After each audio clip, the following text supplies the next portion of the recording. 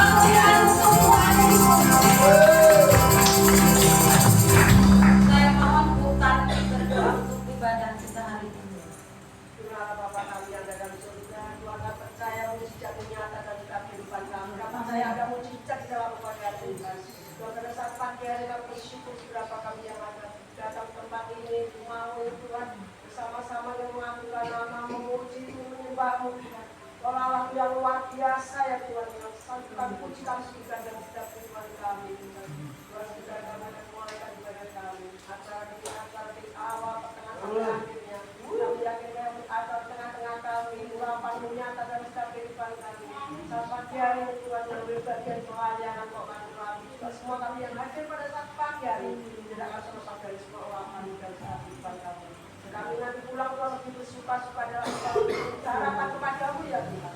Karena hanya satu pintu harapan dan kehidupan kami, Bapak. Tidak ada Allah yang lain seperti Engkau ya Tuhan. Kami serahkan seluruh hidup kami serahkan rangkaian acara sampai selesainya nanti. Kami yakin dan percaya Tuhan akan berkati kami dan kuasa Yesus, kuasa kegelapan yang tidak akan suka akan kita pada saat pagi hari ini. Sama-sama kami usir dari dalam nama Yesus. Kami yakin Tuhan bahwa dia tak menyatakan dalam kehidupan kami. Kami serahkan hidup kami serahkan ibadah kami, dan dalam satu nama Tuhan kami Yesus Kristus. Dan kita dalam ucap syukur. Amin. Tetap baik ya, apapun keadaan kita, tetap Tuhan Yesus itu super baik untuk kita. Katakan sebelah kanan kiri, kamu terima mujizat hari ini.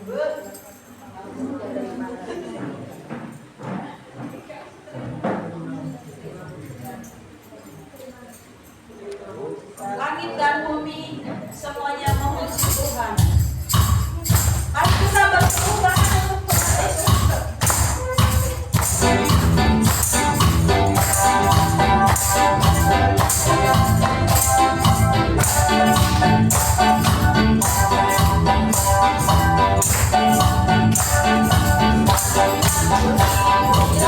Ya,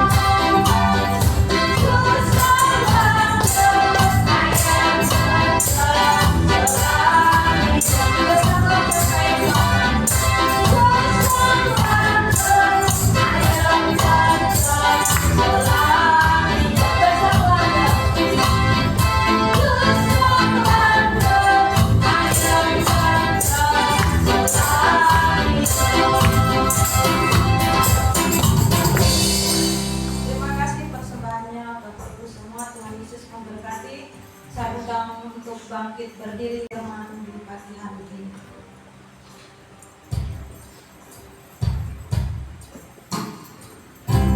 Engkau menghiasi kami Tuhan dengan kasih-Mu. Engkau senantiasa menuntun kami Tuhan menjadi yang terbaik, yang terindah, sesuai dengan apa yang Tuhan kehendaki dalam hidup kami. Aku ada sampai hari ini semuanya karena berkat kemurahan. Terima kasih Yesus. Kau hiasi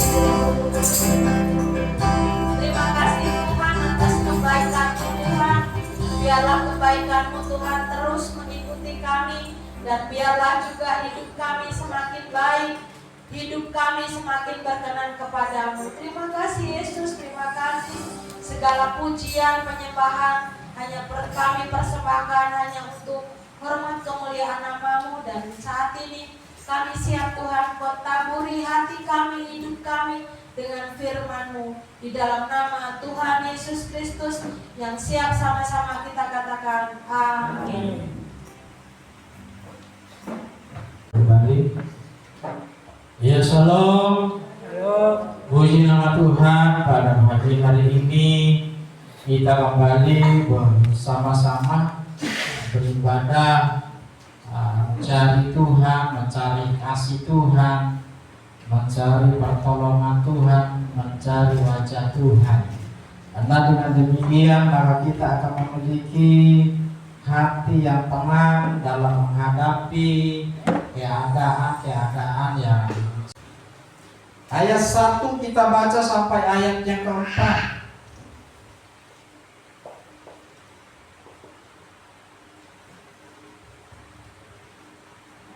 Pasal 23 ayat 1 sampai 4. Yesus memegang ahli-ahli Taurat dan orang-orang Farisi. Maka berkatalah Yesus kepada orang banyak dan kepada murid-muridnya, katanya, ahli-ahli Taurat dan orang-orang Farisi telah menduduki kursi Musa. Sebab itu, ikutilah dan lakukanlah segala sesuatu yang mereka ajarkan kepadamu, tetapi janganlah kamu turuti perbuatan-perbuatan mereka, karena mereka mengajarkannya tetapi tidak melakukan. Mereka mengikat beban-beban berat, lalu meletakkannya di atas bahu orang, tetapi mereka sendiri tidak mau menyentuhnya. Amin. Apa kata Yesus kepada murid-muridnya? Yesus berpesan kepada murid-muridnya, fokuslah kepada firman Tuhan dan lakukan itu. Tuhan berkata di ayat yang ketiga, sebab itu turutilah dan lakukanlah segala sesuatu yang mereka ajarkan. Walaupun sesungguhnya ahli-ahli Taurat orang Farisi fasih di dalam mengajar firman Allah, tetapi nol di dalam melakukan. Tuhan Yesus berpesan kepada murid-muridnya supaya murid-muridnya menuruti segala yang diajarkan. Jangan melihat orangnya. Waduh, pendetane koyongen. Tuhan gak mau jemaat umatnya seperti itu, melihat orang siapa yang menyampaikan. Siapapun yang berdiri menyampaikan kebenaran firman Tuhan, Tuhan mau supaya kita sebagai umatnya mendengarkan firman yang keluar dari mulutnya dan melakukan. Tetapi ada banyak orang sibuk dengan hal-hal yang sepele, sehingga kemudian katakan ahli-ahli Taurat dan orang-orang Farisi telah menduduki kursi Musa. Tidak perlu kita persoalkan itu. Siapapun yang duduk di dalam kepemimpinan, urusan kita yang terpenting adalah melakukan firman Tuhan. Supaya apa? Supaya hidup kita ini layak dan berkenan bagi Tuhan. Kita cari perkenanan Tuhan kok. Kita tidak mencari perkenanan siapa. Kita datang kepada Tuhan karena saya ingin memuliakan Tuhan. Saya datang ke gereja karena saya butuh Tuhan. Tapi ada banyak di gereja-gereja, ada banyak umat Tuhan di gereja-gereja besar. Dia lihat dulu pengkhotbahnya siapa yang minggu depan. Karena kalau di gereja besar itu sudah ada MMT di luar sana yang besar, ada fotonya, ada tema firmannya. Firman pembicara minggu depan adalah Profesor Dr. Antus, Insinyur ST, Escendol dan lain sebagainya. Wah, ini dari mana? Dari Afrika. Terus minggu depannya seorang pengkhotbah dari Kanada. Wah, ini Kanada ini mantap ini. Kadang kita melihat itu dulu, baru kita berkata, aku dilawat Tuhan hari ini. Karena pengkhotbah ini sing tenang. Tapi Tuhan itu enggak seperti itu. Siapapun pengkhotbah ini, mau ahli Taurat itu yang enggak mau melakukan firman Tuhan, sukanya memberikan beban kepada orang lain. Kalau firman yang keluar dari mulutnya kamu lakukan, dan segala firman yang disampaikan kamu lakukan, itu yang menyelamatkan kamu. Itu yang sesungguhnya mengubahkan kamu, membawa kamu untuk bisa menjumpai Tuhan di dalam kehidupan kita. Ini penting untuk kita pahami, supaya kita punya semangat sendiri untuk selalu mau datang kepada Tuhan. Aku datang ke gereja karena saya itu butuh Tuhan. Aku datang kepada persekutuan karena aku butuh Tuhan. Siapapun yang menyampaikan, selama ia membaca firman Tuhan, aku pasti diberkati. Aku pasti diberkati. Aku pasti diberkati. Karena firman Tuhan yang disampaikan oleh siapapun itu. Mau Gatot menyampaikan firman Tuhan, mau siapa ke, enggak usah. Bukan urusan kita mengutik-utik siapa itu Gatot ya. Oh, Gatot.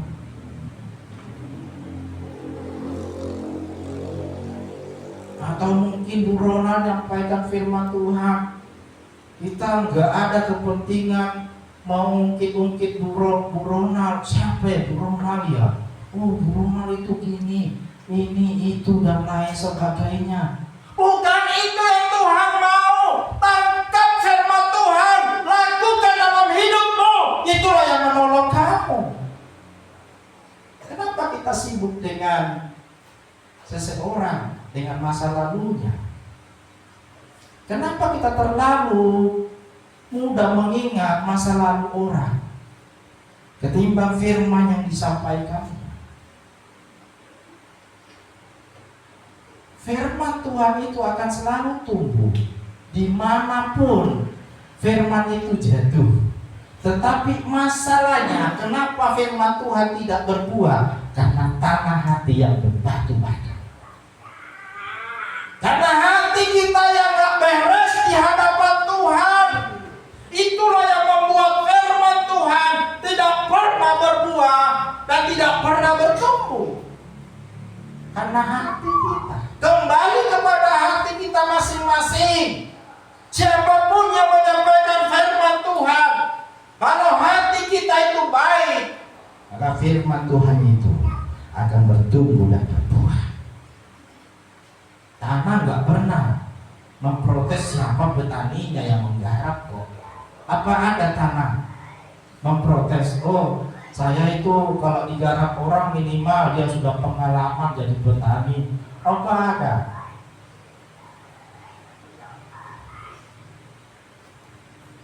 Atau minimal S1 sarjana pertanian, baru saya akan menjadi tanah yang baik. Kan tidak.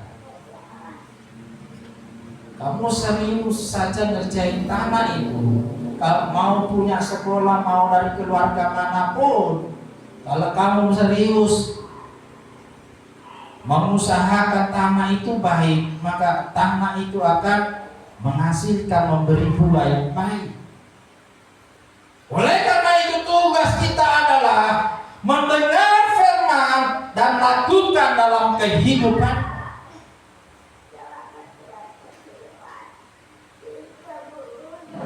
Ini penting pesan Tuhan untuk kita semua,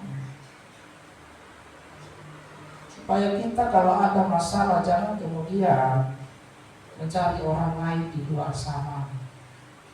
Aku mau cari Tuhan saja. Saya mau bermasalah dengan siapa, aku pengen ketemu Tuhan. Aku pengen ketemu dengan Tuhan, Seberapa kecewanya kita, seberapa sakit hatinya kita, abaikan itu dulu, datang kepada Tuhan. Karena hanya Tuhan yang bisa memberi kesembuhan. Hanya Tuhan yang bisa membalut hati-hati yang luka. Bukan siapa, tetapi hanya Tuhan yang bisa menyembuhkan luka-luka batin, luka-luka hati kita. Hanya Tuhan yang bisa membalut dan menyembuhkan. Kalau ada masalah kita jauh daripada Tuhan, tidak ada pemulihan yang sempurna selain daripada Tuhan. Ini penting untuk kita pahami di dalam kehidupan kita, sehingga kita tidak seperti ahli-ahli Taurat. Mereka munafik, sehingga apa? Tuhan tidak segan-segan mengecam kepada mereka. Dikatakan celakalah engkau, hai orang-orang munafik. Kamu bisa ngajar, kamu bisa memimpin, kamu bisa ngomong, tetapi dalam prakteknya kamu nol. Dan Tuhan tidak mau seperti itu.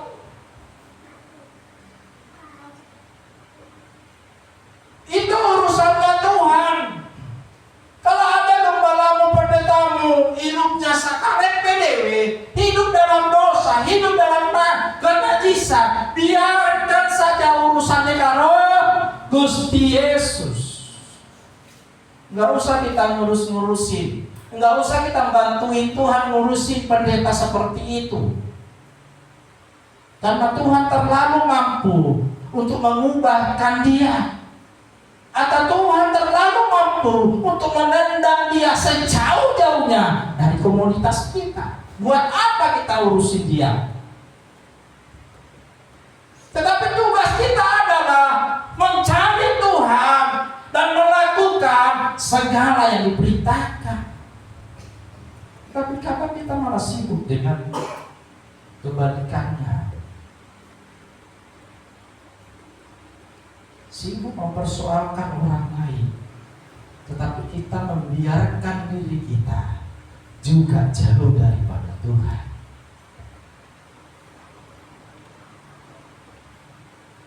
Kita membiarkan diri kita kosong dan hampa, tetapi kita terlalu sibuk mengurusi orang lain dengan masalahnya. Tuhan berkata, biarkan saja kok. Hidup itu adalah kebebasan. Kalau memang kamu baik seperti itu, ya lakukan itu. Tetapi tugas kita adalah turutilah dan lakukanlah segala yang diajarkan kepadamu. Ini penting. Juga kita melakukan itu. Turuti dan segala sesuatu yang diajarkan, saudara. Kadang hati kita berkata, gimana ya Tuhan, aku tuh pengen melakukan, tetapi ada yang begitu. Aku tuh pengen tuh Tuhan, tetapi Bapak itu, oh itu bukan urusan kita. Itu menjadi urusannya Tuhan. Karena Tuhan itu terlalu tahu tentang situasi hidup kita saat ini maupun nanti.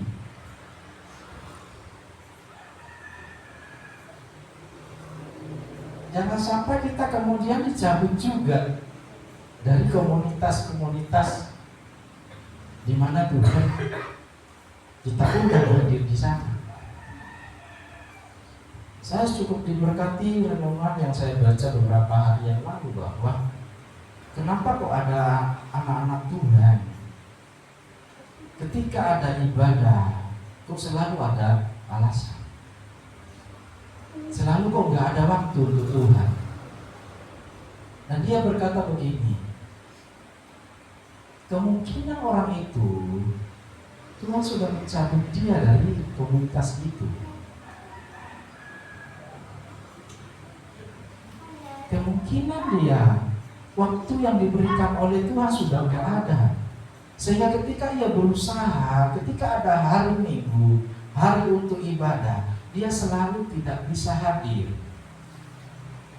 Entah itu karena urusan yang mendadak, kepentingan yang mendadak, kok selalu tidak ada waktu untuk ibadah.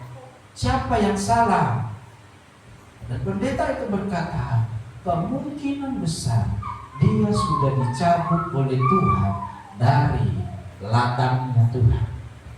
Kemungkinan waktunya sudah selesai. Bukan selesai terus dia meninggal terus dipanggil naik surga, enggak. Kemungkinan waktunya sudah selesai untuk bersekutu dengan komunitas gereja. Hati-hati. Jika kita sudah gak ada tujuan, saatnya ibadah kita gak ada. Kenapa?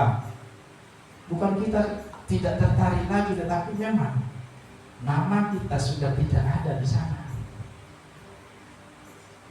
Waktunya Tuhan sudah memberi dan kita tidak manfaatkan dengan baik. Sama seperti seorang pengelola kebun anggurnya Tuhan. Dia berkata, pengusaha itu berkata kepada pengelolanya, pohon ara ini cabut saja, tebang saja.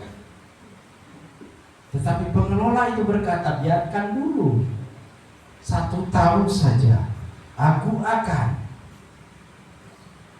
memupuk, aku akan mengerjakan yang lebih. Tetapi kalau 1 tahun tidak berbuah, cabut dan campakkan dia.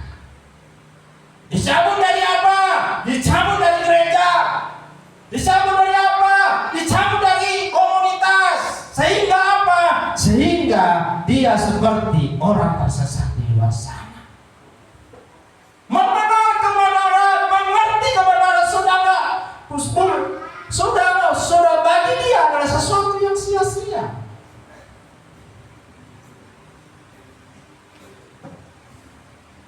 Yang dikejar adalah dunia dan dunia.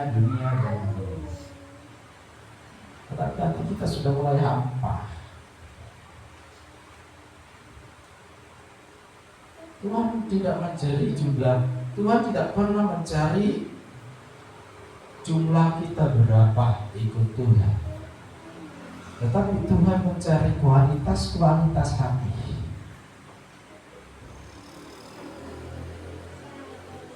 Kualitas hati kita yang butuh Tuhan.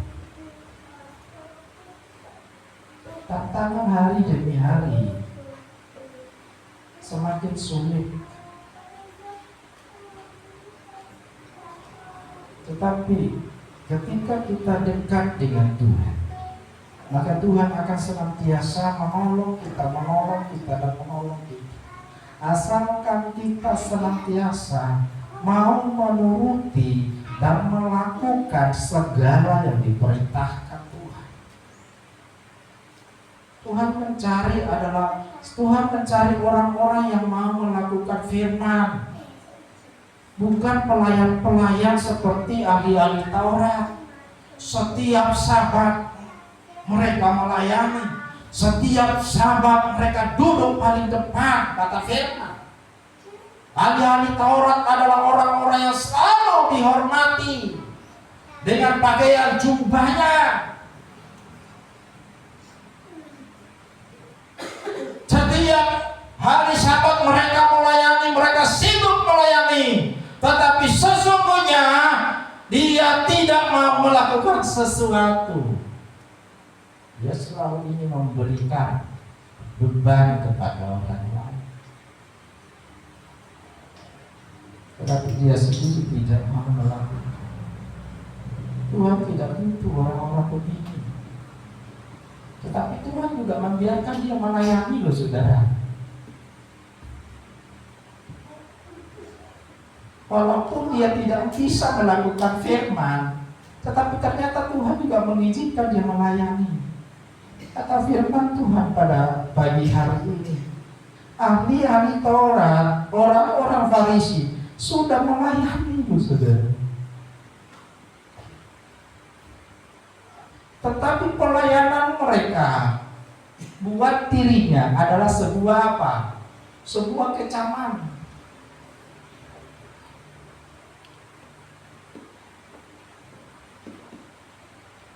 Tuhan mengecam ahli-ahli Taurat, orang-orang Farisi, bukan karena dia nggak bisa melayani, tetapi karena ia tidak bisa melakukan firman. Nah, bersyukur kita kepada Tuhan, walaupun kita terbatas di dalam melayani, banyak kekurangan di dalam melayani, tetapi Tuhan memberikan hati untuk kita dapat menuruti dan melakukan firman Tuhan.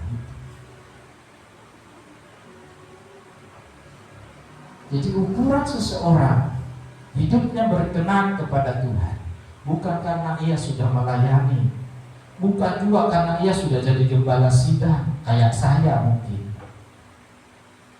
Itu bukan ukurannya. Oh, Pak Budi sudah jadi gembala sidang, pasti sudah 100% bisa melakukan. Tetapi yang Tuhan mau adalah siapapun di antara kita yang mendengar dan melakukan, itu yang Tuhan cari. Karena Tuhan itu mau kok kita lakukan itu. Tuhan punya standar untuk kita itu diselamatkan oleh Tuhan. Coba buka di dalam Matius pasal yang ke-5 ayat 20.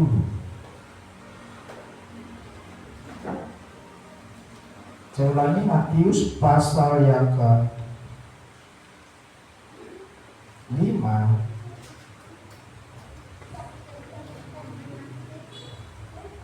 ayat yang ke-20.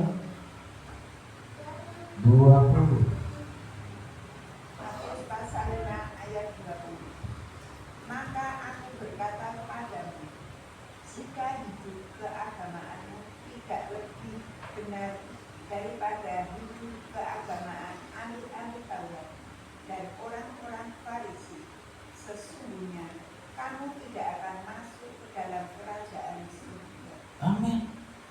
Ini standar yang diberikan Tuhan kepada umatnya. Standar apa? Yaitu melakukan dan menuruti firman Tuhan. Kalau dalam pelayanan apa sih yang kurang?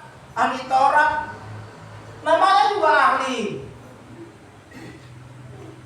Ahli itu artinya ngerti semuanya. Contohnya kedokteran, oh ahli saraf, oh dia ngerti tentang saraf, semuanya saraf apa dia tahu. Ahli kandungan, pasti ngerti tentang kandungan. Ahli apa? Jantung. Kalau jantung sakit, penyebabnya apa? Solusinya apa? Pasti ngerti kan ahli. Sama dengan ahli-ahli Taurat, namanya ahli kitab Taurat. Mereka fasih menguasai segala-galanya. Mau surat Trisyopo, dia tahu karena dia ahlinya.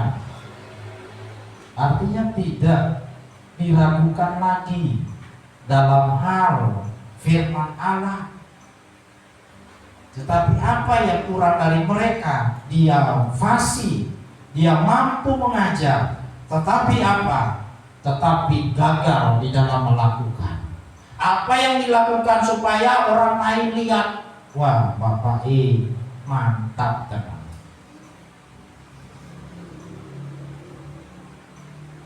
Memberi sesuatu karena apa? Ingin dilihat orang, ingin dipuji, dan lain sebagainya. Itu yang terjadi di dalam kehidupan ahli-ahli Taurat. Dan Tuhan berkata, kalau jikalau keagamaanmu tidak lebih benar dari hidup keagamaan ahli-ahli Taurat dan orang-orang Farisi, sesungguhnya kamu juga tidak masuk surga.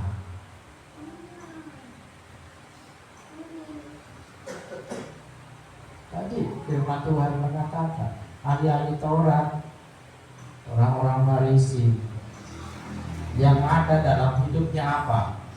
Kedengkian, amarah, kebencian.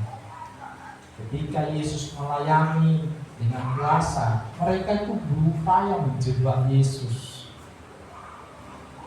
Itu sifat-sifat karakter orang Farisi, ahli-ahli Taurat. Ketika ada yang melayani, mereka ancam dan lain sebagainya. Pokoknya posisinya itu tidak boleh digantikan oleh siapapun di dalam ibadah, khususnya di hari-hari Sabat. Selalu ingin melayani dan terus melayani, tetapi lupa di dalam melakukan firman Tuhan itu sendiri. Ukuran Tuhan untuk setiap kita memperoleh keselamatan adalah melakukan firman Tuhan. Makanya Tuhan berkata, jika kamu direndahkan, jika kamu mendapat perlakuan tidak mengenakan, jangan kamu membalas, jangan kamu sakit hati, jangan kamu kecewa. Karena sesungguhnya mata Tuhan itu tertuju ke kamu, bukan tertuju kepada orang yang merendahkan kita.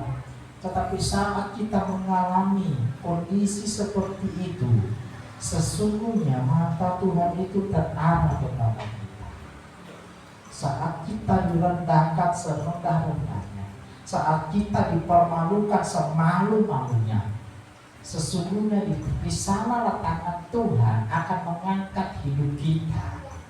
Namun kita kadang gagal di dalam memahami itu, sehingga kita selalu berupaya untuk membalas dan terus ingin membalas, mencari waktu untuk membalas. Padahal Tuhan sudah berkata pembalasan itu hakku kok. Izinkan saja Tuhan melakukan itu. Yang terpenting di dalam kehidupan kita adalah mendengar firman Tuhan dan melakukan. Ada yang berkata seperti ini, dia menggambarkan firman Tuhan seperti air yang jatuh ke batu karang. Lama-lama batu karangnya lupa. Menggambarkan firman Tuhan yang jatuh ke hati kita, yang katanya kalau kita selalu dengan firman, lama-lama kita luluh, lama-lama hati kita itu berubah katanya. Seolah-olah firman Tuhan itu yang mengubah tanah hati kita. Padahal firman Tuhan itu adalah benih. Apa ada benih yang mengusahakan tanah di mana dia akan tumbuh? Kan tidak. Firman Tuhan itu seperti itu modelnya. Kalau jatuh, dia akan tumbuh. Di mana dia tumbuh? Tetapi yang mengubah hati ini, hati kita menjadi hati yang baik adalah kita sendiri sebenarnya. kita sendiri. Nah, saat firman Tuhan itu jatuh di tanah hati yang sudah baik, maka firman Tuhan itu akan tumbuh dan berbuah. Sehingga saya kurang setuju kepada pemahaman yang saya sampaikan tadi, menggambarkan firman Tuhan seperti tetesan air yang jatuhnya di tanah, yang jatuhnya di atas batu karang, dan kemudian batu karangnya lama-lama akan bolong. Tetapi tidak seperti itu sebenarnya. Karena puluhan tahun sekalipun kita ikut Tuhan, kalau kita tidak berubah sendiri, ya puluhan tahun itu juga kita tidak akan mengenal Tuhan. Dimulai dari diri kita sendiri. Makanya Tuhan berkata, aku di depan pintu mengetok. Barang siapa mendengarkan aku, dia akan membukakan pintu dan aku akan masuk. Tetapi barang siapa tidak membukakan pintu bagiku, aku pun tidak akan masuk dan tidak makan bersama-sama dengan dia. Apakah Tuhan mampu? Dengan caranya Tuhan mampu. Tetapi Tuhan tidak seperti itu. Karena dia juga tidak akan kemudian melanggar firman-Nya sendiri. Dia sudah menjadi ketetapan itu sendiri. Oleh karena itu, di dalam kehidupan kita, untuk mengalami perjumpaan dengan Tuhan, jangan mau terprovokasi dengan keadaan saat itu. Jangan mau terprovokasi dengan lingkungan dimanapun kita. Fokuslah hanya untuk melakukan dan menerima firman Tuhan itu sendiri. Jangan sampai ada masalah terus kemudian kita meninggalkan Tuhan. Karena memang kasih Tuhan, kasih kita kepada Tuhan itu muncul ketika apa? Ketika kita selalu bertemu lagi. Lama-lama muncul yang namanya cinta. Sama cintanya Pak Pur dulu dengan Bu Gini. Itu gara-gara sering ketemuan. Ketemu lagi.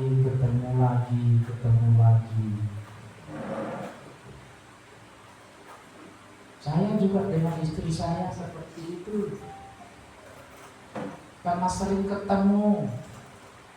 Karena waktu itu saya di Jogja, istri saya itu kuliah di UNY, saya kuliah di STT. Tapi ada waktu memang ketika semester 6 atau sudah semester 7, mahasiswa itu boleh pelayanan keluar. Nah ternyata di pelayanan kami itu di tempatnya istri saya itu pelayanan anak-anak muda. Nah disitulah muncul pertemuan dulu. Awalnya nggak ada cinta, istri saya juga mungkin nggak mau, nggak tertarik dengan kegantengan saya.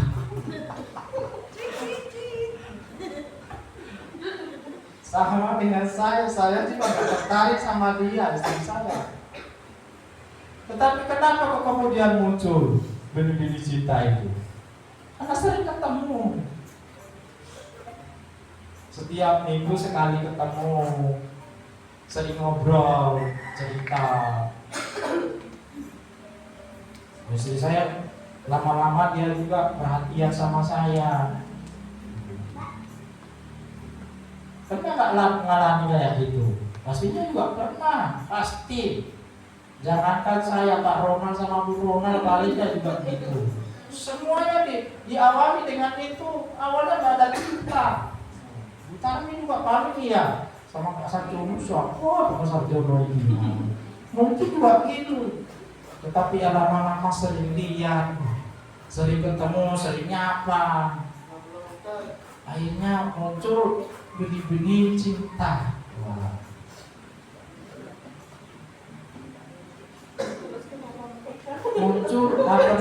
rasa cinta, rasa sayang. Oh ternyata Pak Sarjono itu orang loh.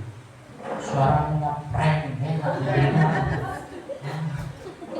Suaranya kok, pokoknya suara apapun yang bunyi kayak suaranya Pak Sarjono. Ayam bunyi, kayaknya suaranya Pak Sarjono. Kodok bunyi, kayaknya suaranya Masku. Karena apa? Sering ketemu. Walaupun dilarang sama orang tua karena sudah cinta, nggak peduli. Tidak boleh ketemuan, nggak boleh pacaran, nggak boleh ini. Tetapi karena sudah cinta, tai ayam pun rasane.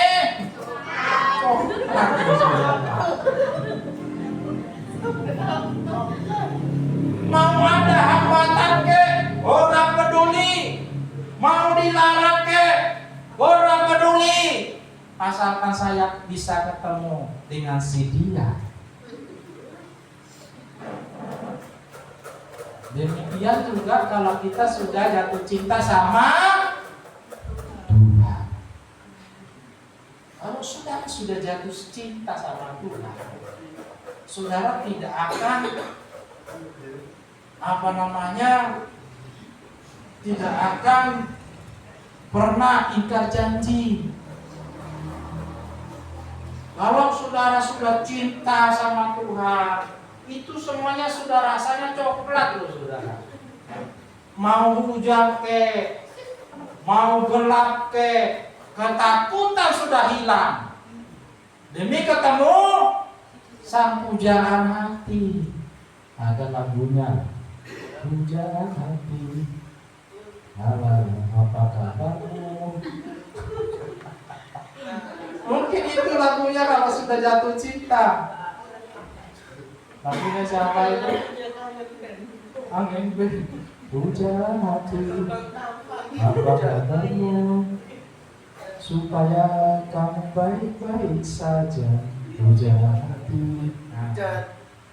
Kalau kita sudah jatuh cinta sama Tuhan, maka kita tidak akan pernah ingkar janji tentang pertemuan kita di mana. Karena apa? Sudah jatuh cinta kok. Jangankan waktu dilarang pun kita pasti berontak.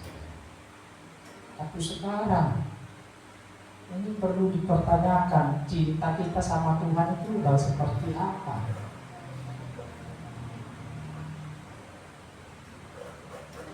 Kalau kita cintanya sama Tuhan, mau hujan ke, mau dilarang ke, mau sakit pilek apapun tiba-tiba sembuh. Tiba-tiba kok bisa meriangnya hilang. Tiba-tiba punya uang, saudara. Kadang saya juga mengalami seperti itu. Kadang saya telepon istri saya, karena saya kerjaan itu nggak jelas, saudara. Penghasilan nggak jelas. Kadang saya telepon istri saya, punya uang nggak? Istri saya itu langsung bilang punya, padahal dia belum kerja, belum apa-apa, kok dari mana ya uangnya? Dia akan upayakan supaya punya uang, nggak akan pernah berkata nggak punya uang. Kenapa dia berkata punya uang? Karena dia sudah cinta. Punya waktu nggak punya. Punya ini punya. Kenapa? Karena cinta. Dan cinta inilah harus kita bangun kepada Tuhan. Kalau cinta ini ada di hati kita kepada Tuhan, maka tidak ada kata tidak saat kita mau datang kepada Tuhan. Tidak ada kata nggak punya kalau kita sudah cinta. Selalu ada waktu, dan selalu selamanya punya waktu. Saat apa? Saat kita sudah cinta. Tetapi kalau kita nggak punya cinta, maka semuanya tidak akan bisa. Contoh dulu kalau istri saya nggak cinta sama saya ajak ngomong saja, kalau dia bilang, emangnya kamu siapa? Apalagi kalau kita mau minta tolong, pasti dia akan ngomong, emangnya kamu siapa? Kok minta tolongnya sama saya? Emangnya saya saudaramu? Emangnya kamu itu pacar saya? Kan begitu. Kalau kita nggak cinta, selalu nggak ada waktu dan tidak ada, apalagi mau berbagi itu nggak mungkin. Tapi ketika kita sudah cinta, maka apapun kita akan selalu berkata, aku siap, aku ada, aku hadir. Coba kita melihat satu ayat di dalam Matius pasal 7.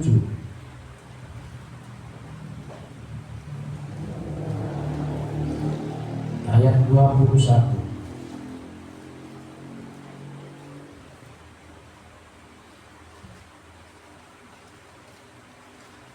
Matius pasal yang ke-7 ayat yang ke-21. Matius pasal 7 ayat yang ke-21. Bukan setiap orang yang berseru kepadaku, Tuhan, Tuhan, akan masuk ke dalam kerajaan surga, melainkan dia yang melakukan kehendak Bapakku yang di surga. Amin. Bukan setiap orang yang berseru kepadaku, Tuhan, Tuhan, akan masuk ke dalam kerajaan surga, melainkan dialah yang melakukan kehendak Bapakku yang di surga. Orang yang melakukan kehendak Bapa. Dan orang yang bisa melakukan kehendak Bapa itu adalah orang yang mencintai Dia. Saya tadi sudah menyampaikan gambarannya.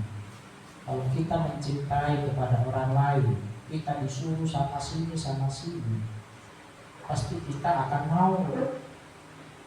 Saat cinta itu ada. Tetapi kalau cinta nggak ada, dibentak-bentak pun kita nggak akan mau. Kita nggak akan mau menurutin atau perintah-perintahnya. Tetapi kalau kita cinta, pasti kita mau menurutin. Walaupun orang lain yang nyampain ke kita. Contohnya Bu Indah, Mbak Indah, terus disampaikan sama Mas David. Mas David ngomong sama Mbak Indah, Bu, ibu, panggil ibu ya. Bapak, Mak, tadi Pak Sukono nelpon ke saya, suruh Mak nelpon ke sana. Kira-kira Mbak Indah mau nggak nelpon Pak Mas Sukono sana? Oh, mau, pasti mau. Walaupun yang menyampaikan itu orang lain, atau mungkin yang menyampaikan itu Pak Ronald atau siapa, orang yang nggak paling nggak suka sama Mbak Indah nggak suka sama orang itu. Yang menyampaikan, Mbak Indah, tadi Pak Sukono nelpon ke saya, suruh nelpon ke sana. Walaupun yang menyampaikan itu Indah nggak suka orangnya. Karena apa ya, kayak ahli Taurat ini. Tetapi karena cintanya sama Pak Sukono, dia mau melakukan itu. Dia nggak melihat siapa yang menyampaikan berita itu, entah itu Pak Mudike, entah itu Pak Ronald, entah itu Pak Purwadi, siapapun, dia nggak mau lihat itu. Yang penting beritanya sampai dan itu yang saya lakukan. Karena apa yang bisa terjadi? Karena cinta. Jadi kalau apapun yang terjadi dasarnya cinta, maka itu kita lakukan. Kita tidak akan melihat orangnya, orangnya ini, oh gerejanya cilik, oh gerejanya kayak begini. Kita tidak akan terpengaruh dengan gerejanya karena kecil, gerejanya karena kecil dan karena orang-orangnya ini dan lain sebagainya. Kita tidak pengaruh itu. Banyak orang nggak mau bergabung ke gereja. Oh ini karena ini jemaatnya tuwek-tuwek. Oh jemaatnya karena ini simpah-simpah semua, jadi saya nggak mau. Oh mau simpah-simpah kayak mau tuwek-tuwek kayak orang masalah. Karena saya nggak mencari siapa yang dulu di sana, siapa yang ada di dalam gereja itu, tetapi yang saya cari itu adalah Tuhan. Yang kita cari itu adalah Tuhan, bukan kita mencari manusia. Siapa yang ada di samping kita, siapa yang ada di depan kita, kita mencari firman-Nya untuk kita lakukan di dalam kehidupan kita. Ini penting sekali. Kalau kita mau mengalami pertolongan Tuhan, kasih Tuhan, cintailah Tuhan lebih dari segalanya. Karena itulah yang akan mendorong kita untuk mau bertemu dengan Tuhan, berjumpa dengan Tuhan di dalam kehidupan kita. Apalagi Tuhan berjanji tentang keselamatan yang kekal dalam kehidupan kita. Keselamatan kekal itulah sesuatu yang sangat penting untuk kita terus perjuangkan, upayakan, usahakan di dalam kehidupan kita. Selama kita hidup, ini yang penting saudara, yaitu keselamatan. Kenapa? Karena suatu saat kita akan dipanggil oleh Tuhan. Nah sesungguhnya setelah dipanggil oleh Tuhan, sesungguhnya itu baru mulai kehidupan dan penderitaan. Bagi yang percaya kepada Tuhan, dimulainya kehidupan kekal di dalam Tuhan. Tetapi bagi mereka yang tidak percaya dan melakukan firman Tuhan, sesungguhnya baru dimulainya lah penderitaan. Jadi pilih mana? Tuhan memberi kebebasan kepada kita untuk memilih. Oleh karena itu, kalau kita memilih untuk hidup kekal, lakukan, dengarkan firman-Nya. Jangan mau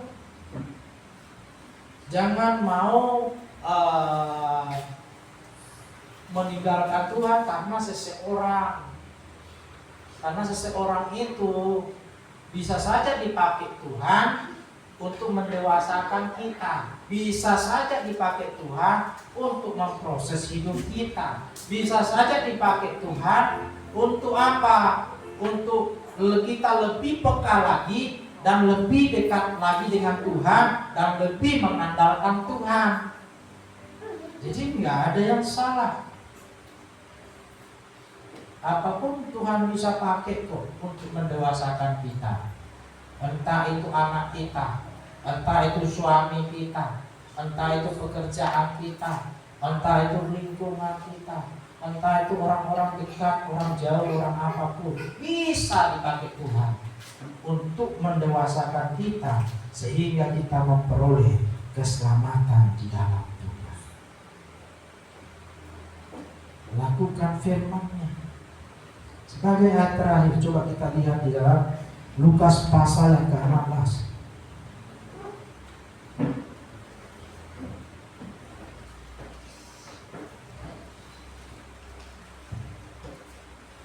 Lukas pasal yang ke-16 ayat 27 kita baca sampai ayat yang ke-31.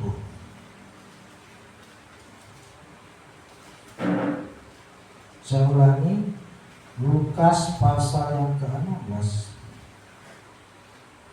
ayat yang ke-27 sampai ayatnya yang ke-31. Lukas pasal 16 ayat 27 sampai 31. Kata orang itu, kalau demikian, aku minta kepadamu, Bapa, supaya engkau menyuruh dia ke rumah ayahku.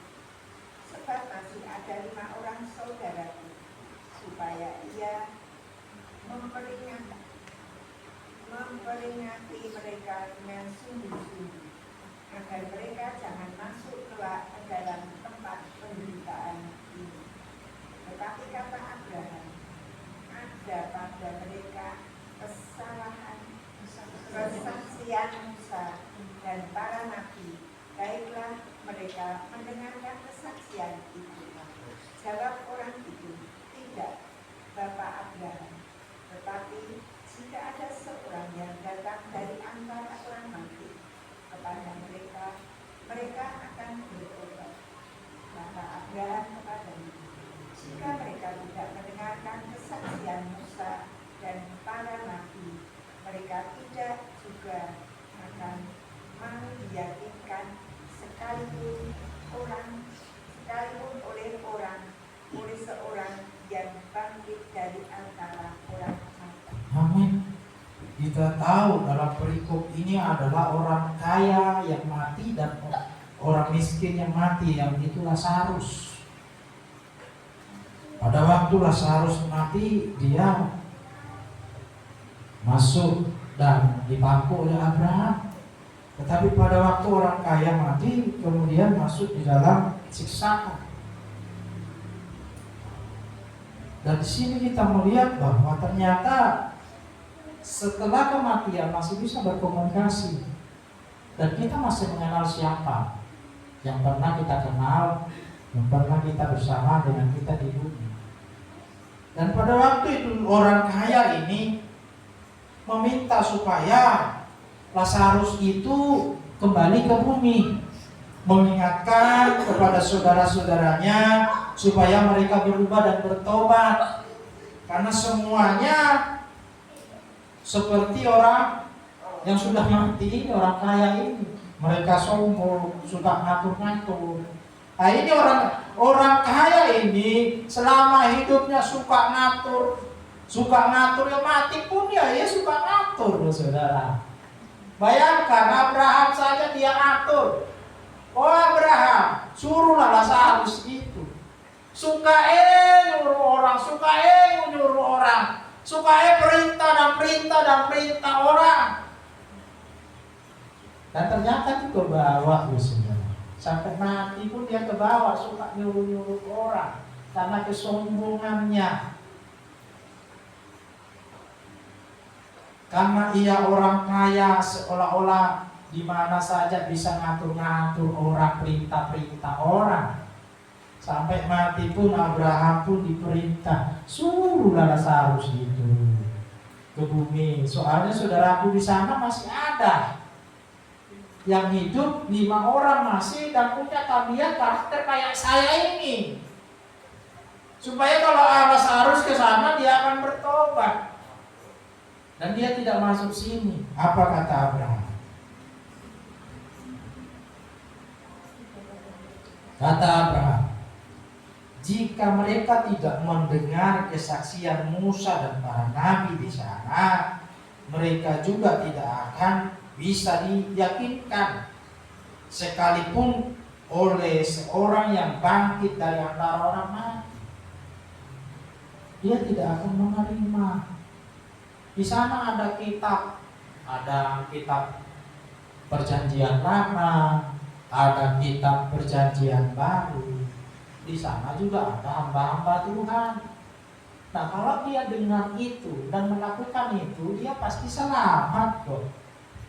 Makanya sering saya katakan kenapa kita gak mendoakan orang mati masuk surga, orang yang sudah meninggal masuk surga. Karena apa? Dia yang sebenarnya sedang di sana mendoakan kita masuk surga. Sama dengan orang kaya ini yang sudah mati. Dia berdoa sama Abraham, suruhlah Lazarus itu ke bumi supaya saudaraku bertobat. Jadi sebenarnya yang sudah meninggal dulu, yang telah meninggal, yang telah dipanggil oleh Tuhan, sesungguhnya dialah yang bersyafaat di sana, mendoakan kita yang masih hidup. Sekalipun dia masuk neraka, sekalipun dia saat ini di neraka karena nggak percaya Tuhan, contohnya selama hidupnya nggak percaya sama Tuhan, tidak menerima Yesus, dan melakukan firman. Sekalipun dia di sana di neraka, Dia tetap berdoa supaya kita yang masih hidup ini masuk surga. Kita percaya bahwa orang yang hidup di dalam Tuhan itu masuk surga. Jadi keyakinan itu saat kita di bumi. Lewat apa? Kontrolnya apa kita masuk surga? Kontrolnya hidup kita melakukan kebenaran firman Tuhan. Kita bisa kontrol kok. Kita bisa yakin selamat lewat apa?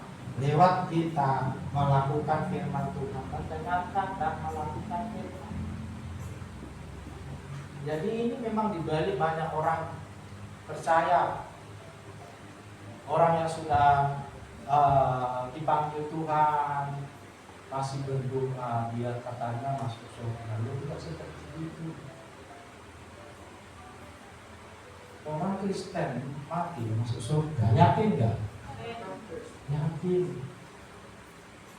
Setiap kita yang dipanggil oleh Tuhan yakin masuk surga.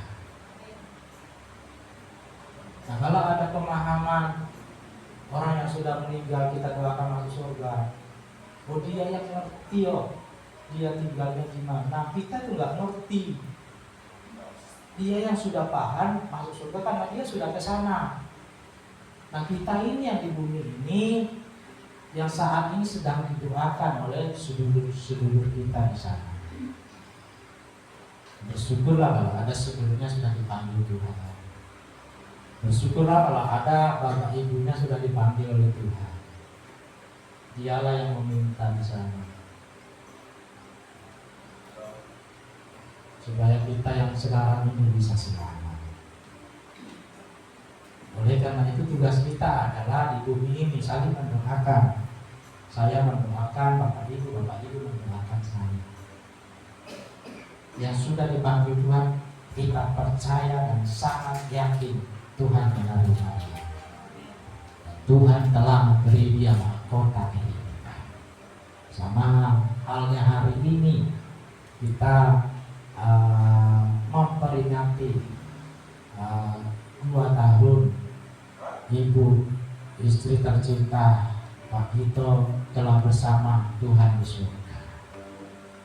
Dan kita juga berdoa bersama buat Pak Gito tetap sehat, tetap setia dengan Tuhan, sehingga kembali berjumpa dengan Ibu di tempat yang sama, di mana di dalam kerajaan surga. Kita berkata kita beribadah tidak sia-sia. Apa yang kita lakukan, apa yang kita lakukan, selama itu mencari dan menyenangkan hati Tuhan, suatu saat orang yang kita cintai, orang yang kita rindukan, orang yang telah pergi terlebih dahulu akan dipertemukan kita kembali. Dan Tuhan berkata, di sanalah ada sukacita yang luar biasa. Kenapa ada sukacita yang luar biasa? Karena di sana ada pertemuan dengan orang-orang yang kita rindukan, orang-orang yang kita sayangi, orang-orang yang kita kasihi. Disitulah ada perjumpaan, disitulah ada sukacita, disitulah ada kegembiraan yang belum pernah kita alami di bumi, tetapi nantinya kita alami setelah kita pulang ke rumah Bapa. Lewat firman Tuhan ini menjadi berkat bagi kita semua. Kita tundukkan kepala kita. Bapa, terima kasih Tuhan Yesus buat firman-Mu yang telah kami dengar. Biarlah firman-Mu Tuhan mengakar kuat di hati kami. Firman-Mu Tuhan mengambil tempat di hati kami, bertumbuh dan memberi buah. Terima kasih Tuhan Yesus. Hamba berhenti berbicara. Roh Kudus-Mu Tuhan senantiasa berbicara di hati kami, menolong, memberkati kami Bapa. Terima kasih Tuhan. Secara khusus Tuhan kami berdoa hari ini, hari yang baik Tuhan. Dalam nama Tuhan Yesus Kristus, Allah berdoa. Sebelum kita berdoa secara khusus, di usia yang tidak muda, saudara, 75, ada yang usianya 75 sekarang. Belum mau, Pak Pur belum, baru sekitar 60 kalau Pak Pur. Bu Supartini, ya. Baru 75. Ulang tahun kapan tuh? Oh,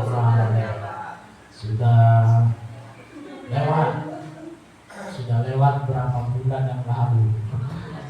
Tidak apa-apa, yang sehat selalu Bu. Kita bersyukur ada sepuh-sepuh kita yang tetap sehat, baik itu Pak Kito maupun juga Bu Supartini. Bu, kalau Bu Yustin umurnya berapa sekarang? 60-an. Oh, 60-an. Sisanya masih muda-muda semua, termasuk Bu Marti masih muda, Tami masih muda, semuanya masih sangat muda. Kita bersyukur karena sepuh-sepuh kita memberi contoh teladan yang baik untuk kita. Itu yang pertama. Dan yang kedua, pengumuman untuk acara gereja kita, peresmian gereja tanggal 20 September. Kita ada tanggungan bersama, yaitu bersama-sama konsumsi. Kemarin sudah disampaikan oleh bendahara Pak Ida bahwa 1.500.000. Sebenarnya itu sangat kecil, saudara. Kenapa? Karena mentahnya sudah dibagi. Yang pokok-pokok sudah dibagi dengan jemaat yang lainnya. Karena kemarin kami juga, waktu saya ucapan syukur itu 2 juta loh, saudara. Nah ini malah cuma 1,5. Kenapa kok lebih murah, lebih sedikit? Karena sudah dibagi yang mentah. Artinya ada yang mampu berasnya, ada yang mampu minyak gorengnya, ada yang mampu kecilnya, dan berikutnya. Jadi mohon jika Bapak Ibu sudah punya ada berkat sedikit atau banyak, bisa diberikan kepada arah supaya bisa menghitung. Bu Kristin apa siapa? Bisa biar bisa di apa namanya jumlahnya berapa sudah.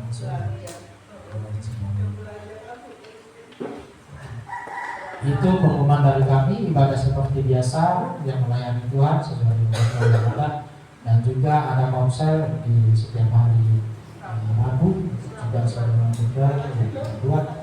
Dan kembali saya sampaikan untuk undangan kita di peresmian ini, kita undang banyak pejabat juga ya, dari Bupati rencana kita undang minimal ya Mas Anjuan lah minimal. Terus camat desa RW juga kemenang dan menantu kita dari Pak Rofi kemarin, pengurusnya kita undang hadir bersama. Dan itu mungkin, dan kembali kami ucapkan terima kasih Pak Kito. Ulang tahun Pak Kito, sehat selalu, Tuhan berkati, tetap semangat di dalam Tuhan. Dan kita akan berdoa bersama-sama buat Pak Kito, sekaligus juga kita akan untuk dalam kesempatan. Monggo Pak Kito bisa maju ke depan, berdiri di sini, dan setiap jemaat bisa berdiri. Nah, boleh duduk. Jemaat-jemaat bisa berdiri, kita angkat satu pujian. Bagi Tuhan tak ada yang mustahil. Bagi Tuhan tak ada yang mustahil. Bagi Tuhan tak ada yang tak mungkin.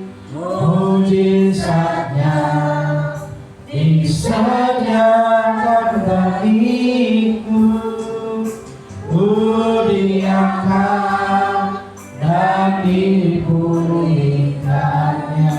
Bagi Tuhan, tak ada yang mustahil. Bagi Tuhan, tak ada yang tak mungkin. Mujizatnya disediakan bagiku, diangkat dan dipulihkannya. Bagi Tuhan, tak ada yang mustahil. Bagi Tuhan, tak ada yang tak mungkin. Mujizatnya disediakan bagiku, diangkat dan dipulihkannya. Mari Bapak Ibu kita mengangkat tangan kita kepada Tuhan. Kita bersama-sama berdoa memohon pertolongan Tuhan, kuasa Tuhan sampai orang tua kita hari itu. Kita berdoa. Bapa yang baik, di dalam nama Tuhan kami Yesus Kristus, pagi hari ini Tuhan kami sepakat dengan jemaat-jemaat-Nya berdoa buat orang tua kami Pak Niko. Kami bawa di dalam doa saat ini Tuhan. Biarlah kuasa Tuhan senantiasa memberi pertolongan. Biarlah pertolongan Tuhan senantiasa nyata lebih lagi dalam kehidupan kami Tuhan. Kesehatan Tuhan beri. Segala sakit, penyakit, kelemahan tubuh kami tolak di dalam nama Yesus. Kerjaan iblis, roh-roh jahat, kuasa kegelapan kami tolak dalam nama Tuhan Yesus Kristus. Kuasa-Mu yang ajaib Tuhan senantiasa menyertai Pak Tito hari lepas hari. Hamba percaya Tuhan, pada hari-hari yang telah dilewati, Tuhan tetap memberi kesehatan, kekuatan. Kami percaya hari ini dan seterusnya Tuhan juga akan senantiasa memelihara dengan kasih setia yang datang daripada Bapa. Di usia yang ke-75 kami berdoa Tuhan senantiasa memberkati. Tuhan akan senantiasa memberikan umur yang panjang, kesehatan yang melimpah di dalam nama Yesus Kristus. Di dalam nama Tuhan Yesus Kristus, penghiburan, kekuatan, kebenaran firman akan senantiasa menghiasi kehidupan kita. Berdoa Tuhan Yesus, 2 tahun yang lalu Kau telah memanggil istri tercinta, dan kami percaya Tuhan, istri tercinta sedang bersama dengan Engkau Bapa. Kau telah menyediakan tempat yang terbaik buat istri tercinta. Kami bersyukur Tuhan, keselamatan Tuhan berikan. Demikian juga Tuhan, Pak Tito tetap kuat mengiring Engkau Bapa. Hingga akhir hidup kami tetap bersama dengan Engkau. Di dalam nama Yesus Kristus, tetap setia kepadamu Bapa. Di dalam nama Yesus Kristus, kekuatan kesehatan Tuhan limpahkan. Terlebih juga Tuhan, buat anak, menantu, cucu dimanapun Tuhan juga memelihara, memberkati. Dalam nama Yesus, dalam nama Yesus Kristus, keluarga Pak Muhammad bersama istri, anak yang mulia Tuhan memberkati, cucu yang mulia Tuhan memberkati. Rumah di mana Pak Tito ada damai sukacita, ada damai sejahtera yang ada di rumah Pak Mono, karena orang tua yang mengasihi Engkau Pak Tito. Terima kasih Tuhan, terima kasih.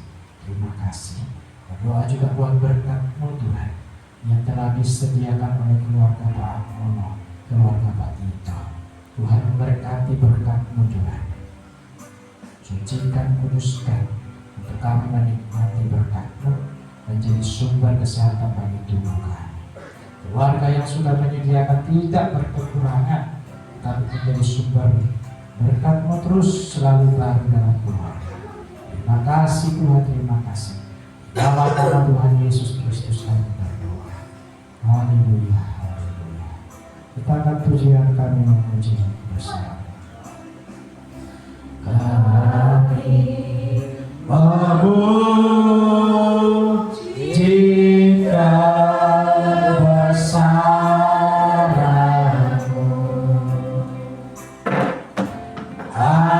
Ajaib Tuhan, ajaib Tuhan, kami memuji, kami memujikan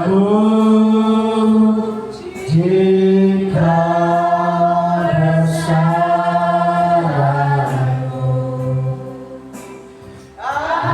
Ajaib Tuhan, ajaib Tuhan.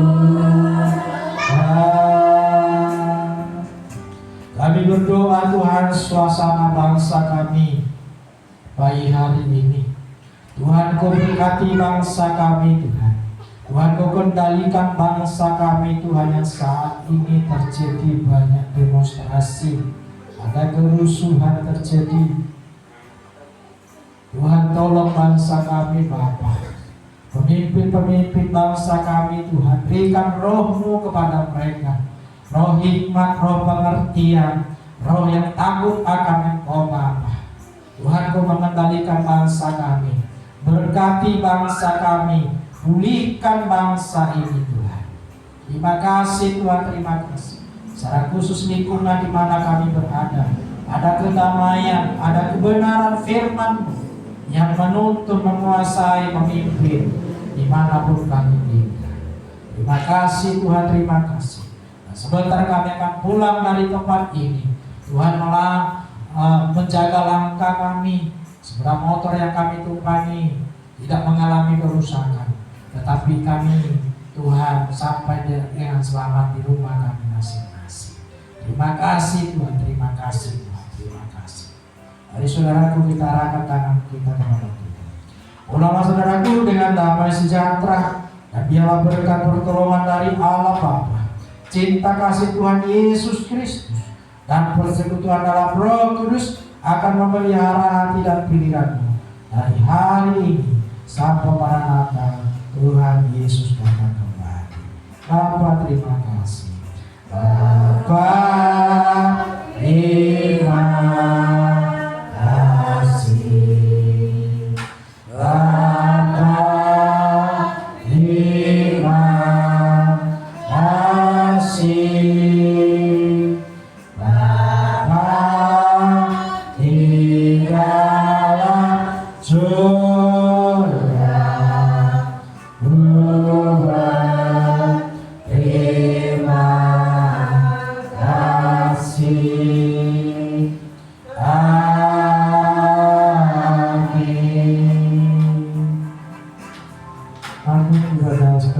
Tuhan Yesus memberkati.